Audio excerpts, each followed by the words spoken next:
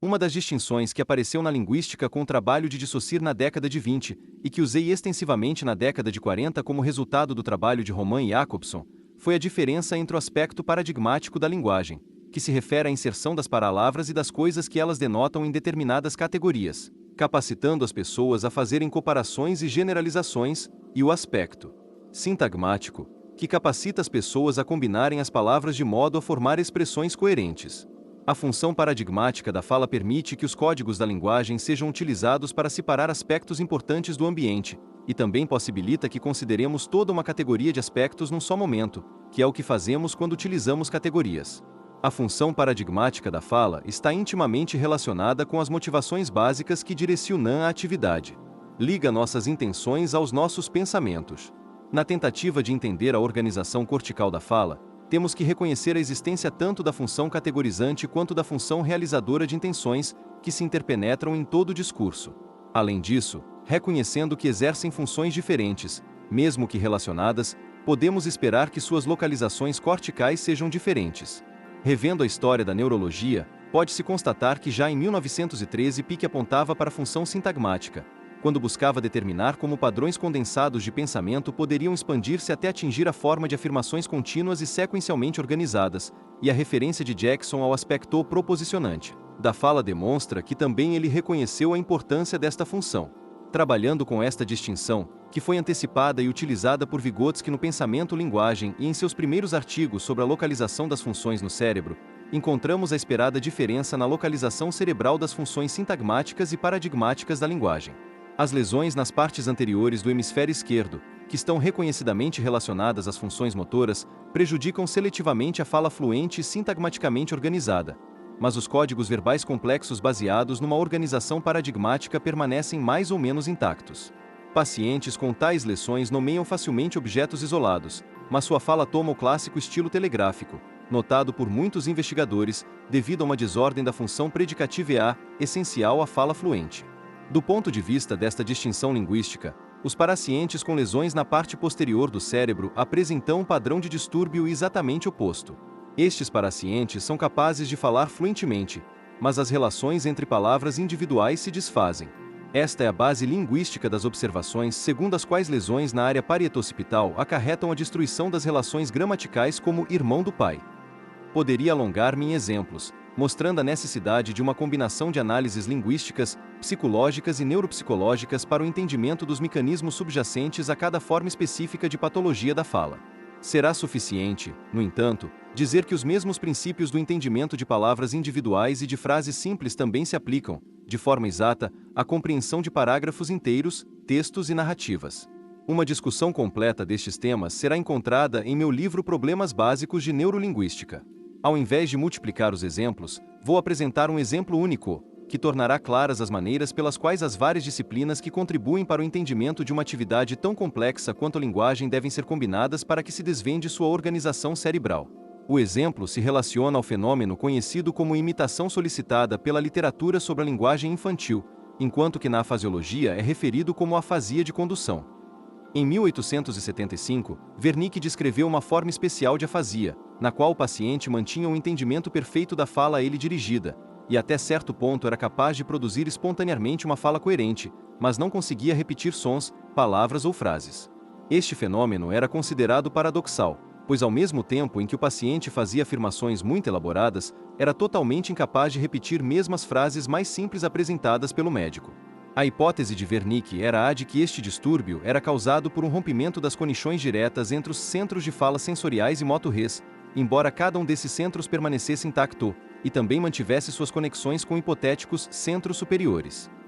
Nos anos seguintes, diversos casos semelhantes foram registrados, e o conceito de um tipo S especial de afasia de condução foi passado adiante por diversas publicações de compêndios. Como frequentemente acontece com esquemas simples, os dados contraditórios foram relegados a segundo plano. Quando defrontados com a assim chamada afasia de condução, os pesquisadores notaram que em alguns pacientes a dificuldade de repetir palavras parecia advir de uma dificuldade de nomear objetos. Em outros casos, os objetos isolados eram nomeados, mas a repetição de material mais complexo era impossível. Foram também observadas dificuldades envolvendo a fala narrativa, que hipoteticamente estaria sob controle exclusivo de centros superiores. Na minha opinião, os princípios de um entendimento deste fenômeno não vieram de uma abordagem exclusivamente linguística ou estritamente neurológica, mas de uma análise psicológica de atividade realizada por uma pessoa que repete o que outra pessoa fala. Já em 1870, Jackson sugeriu que a nomeação de objetos e a repetição de palavras isoladas não são formas mais elementares ou naturais de fala. Numa série de investigações, Goldstein dedicou especial atenção à importância de se realizar uma análise psicológica da repetição da fala. Seu argumento era que nem a nomeação de objetos isolados nem a repetição de palavras seriam a base da atividade de fala mais natural. Ao invés, a forma básica de comunicação através da fala seria a formulação de ideias como proposições unificadas, inteiras, que estariam intimamente ligadas às motivações e às condições da atividade na qual o indivíduo está engajado. Quando o neurologista pede ao paciente que repita frases arbitrárias e totalmente desligadas de qualquer ação prática, está na verdade pedindo a ele que se engaje numa abstração da fala em relação à ação, ao mesmo tempo em que pede que ele fale. A descoberta principal da análise de Goldstein recebeu o apoio de uma fonte muito diferente.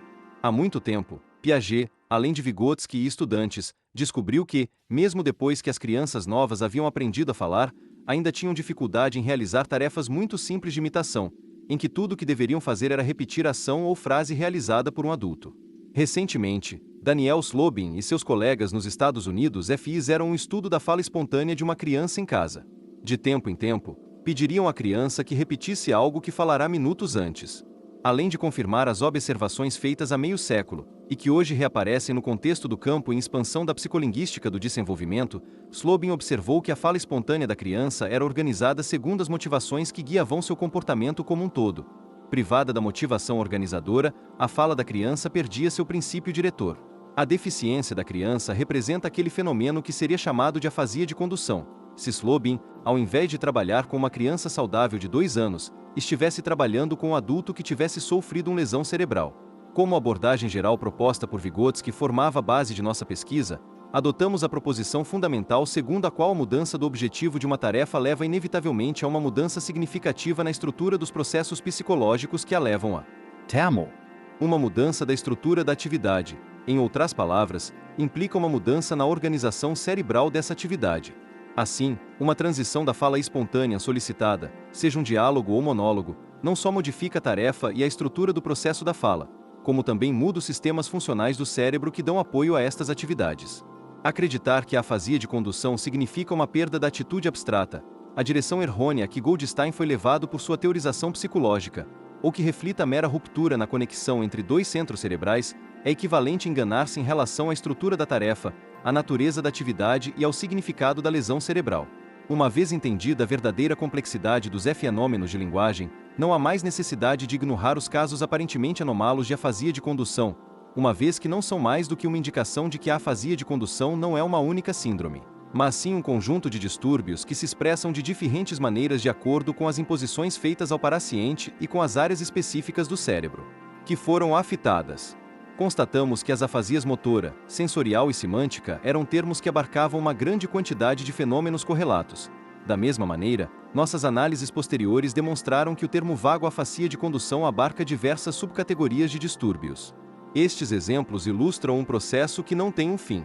Se alguém quer estudar os fundamentos cerebrais da atividade psicológica, deve estar preparado para estudar tanto o cérebro quanto o sistema de atividade, tanto profundamente quanto permitir a ciência contemporânea. Em muitos casos, pistas importantes são fornecidas por especialistas de campos correlatos. Isto foi comprovado em nossos estudos de neurolinguística. Também o ficou em nossos estudos acerca da resolução de problemas de distúrbios da memória. Mas em cada um destes casos, constatamos que temos que utilizar o trabalho dos especialistas como um ponto de partida, modificando as tarefas e as teorias conforme quisermos, porque as condições do trabalho clínico não permitem a aplicação controlada de muitos métodos experimentais. E, lidando com pacientes, nunca devemos esquecer que o que está em jogo é uma vida humana individual, e não 10. Ciência romântica. No princípio deste século, o erudito alemão Max Verworno sugeriu que os cientistas podem ser divididos em 2 grupos distintos, de acordo com seu pendor científico particular: clássicos e românticos.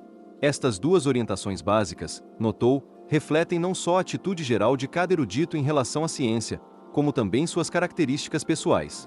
Os eruditos clássicos são aqueles que encaram os eventos em termos de suas partes componentes. Passo a passo, isolam elementos e unidades importantes, até se riem capazes de formularem leis gerais e abstratas. Estas leis então são vistas como os agentes governantes do fenômeno estudado. Um dos resultados desta abordagem é a redução da realidade viva, com toda sua riqueza de detalhes, a esquemas abstratos. Perdem-se as propriedades do todo vivente, o que levou Goethe a escrever: cinzas são as teorias, mas sempre verde é a árvore da vida. Os traços, atitudes e estratégias dos eruditos românticos são exatamente os opostos. Não seguem o caminho do reducionismo, que é a filosofia dominante do grupo clássico. Os cientistas românticos não querem fragmentar a realidade viva em seus componentes elementares, e tampouco representar a riqueza dos eventos concretos através de modelos abstratos que perdem as propriedades dos fenômenos em si mesmos. É de maior importância, para os românticos, a preservação da riqueza da realidade viva, e eles aspiram a uma ciência que retenha esta riqueza. Os eruditos românticos e a ciência romântica, é claro, têm suas limitações. À ciência romântica faltam a lógica e o raciocínio cuidadoso, consecutivo, passo a passo, que caracterizam a ciência clássica. Tampouco atingem os românticos aquelas formulações sólidas e leis universalmente aplicáveis. Por vezes, a análise lógica escapa aos românticos, e dependendo da ocasião, eles deixam que suas preferências artísticas e intuições tomem o comando da situação. Com frequência, suas descrições não só precedem as explicações como tomam seu lugar. Por muito tempo tenho pensado sobre qual destas duas abordagens, em princípio, leva ao melhor entendimento da realidade viva. Este dilema é uma reformulação do conflito entre as abordagens nomotética e ideográfica psicologia, que me ocuparam ao longo dos primeiros anos de minha vida intelectual. Dentro da psicologia, as abordagens conflitantes subjazem a crise entre a psicologia explicativa, fisiológica, e a psicologia descritiva, fenomenológica, das funções psicológicas superiores. Um dos principais fatores que me atraíram em Vygotsky foi sua insistência na necessidade de se resolver esta crise.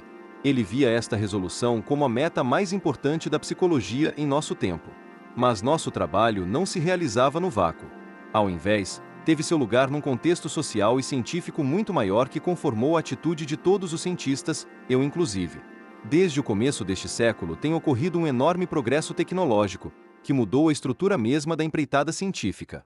Pode-se dizer que este progresso começou na primeira metade do século XIX, com a descoberta de que as células são as partículas elementares de todo organismo vivo. Esta descoberta abriu o caminho para a fisiologia e a patologia celulares de Virchow. O reducionismo, o esforço da redução de todos os fenômenos complexos e suas partículas elementares, tornou-se o princípio diretor de todo empreendimento científico. Na psicologia, parecia que a redução de todos os eventos psicológicos a leis fisiológicas elementares poderia levar a uma explicação derradeira do comportamento humano. O reducionismo no estudo da aprendizagem levou a uma ênfase na contiguidade e no reforço como elementos básicos, a combinação dos quais poderia explicar mesmo as formas mais complexas de comportamento, incluindo a atividade humana consciente. Nesta atmosfera, a representação rica e complexa do comportamento humano que havia existido nos fins do século XIX desapareceu dos compêndios. Mais tarde, como resultado do enorme progresso realizado na biofísica, foi lançada uma nova onda de reducionismo. Durante este período, muitos eruditos supuseram que a explicação de processos comportamentais, incluindo processos psicológicos superiores como a memória e a atenção, poderia ser encontrada num nível molecular ou mesmo submolecular. Estas tentativas de redução do comportamento consciente ao nível microscópico predomina Hahn em especial no estudo do cérebro como base do comportamento. Durante este período, o estudo da atividade humana consciente submergiu num mar de especulações moleculares. Aconteceu então aquela que foi, talvez, a realização mais impressionante. Foram inventados equipamentos eletrônicos cuja velocidade e capacidade de detecção excediam em muito a dos indivíduos humanos, e os computadores eletrônicos autorreguladores tornaram-se uma das ferramentas básicas da ciência. Muitos eruditos passaram a crer que a observação poderia ser substituída pela simulação computadorizada e por modelos matemáticos. Os compêndios e monografias de psicologia transbordaram de tais modelos e esquemas. Este dilúvio trouxe consigo um perigo ainda mais grave. A realidade da atividade humana consciente estava sendo substituída por modelos mecânicos. Esta tendência de reduzir fatos vivos a esquemas matemáticos e de deixar a investigação a cargo de instrumentos foi especialmente enfatizada na medicina. A medicina dos anos anteriores havia se baseado num esforço de isolamento de síndromes, através da descrição de sintomas significativos. Esta atividade era considerada essencial tanto para o diagnóstico quanto para o tratamento. Com o advento da nova instrumentação, estas formas clássicas de procedimento médico foram relegadas a um segundo plano. Os médicos de nosso tempo, tendo a seu lado uma bateria de testes e equipamentos de laboratório, frequentemente não enxergam a realidade clínica. A observação dos pacientes e a avaliação das síndromes deram lugar a dezenas de análises laboratoriais que são então combinadas por esquemas matemáticos como meio de diagnóstico e de planejamento do tratamento. Os médicos, que são grandes observadores e grandes pensadores, têm gradualmente desaparecido. É raro encontrarmos hoje um médico realmente bom, que seja igualmente adepto da observação, do julgamento e do tratamento. Não pretendo subavaliar o papel de instrumentação na medicina, mas me inclino a rejeitar enfaticamente uma abordagem pela qual estes equipamentos auxiliares assumam lugar de método central e pela qual seu papel de servos do pensamento clínico seja invertido, de modo que o raciocínio clínico siga os dados instrumentais como um escravo segue seu senhor. No último século, quando eram raros os métodos auxiliares de laboratório, a arte da observação e da descrição clínicas atingiu seu ápice.